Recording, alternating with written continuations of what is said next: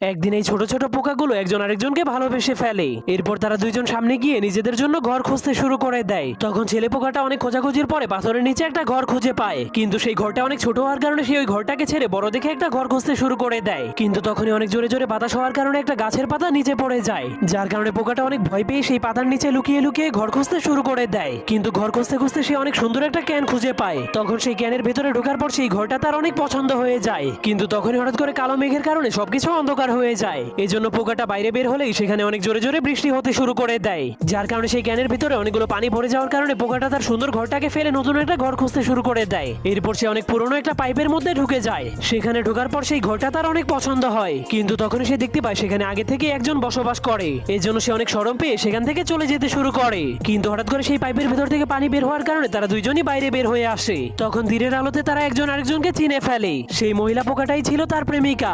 এরপর তারা জঙ্গলের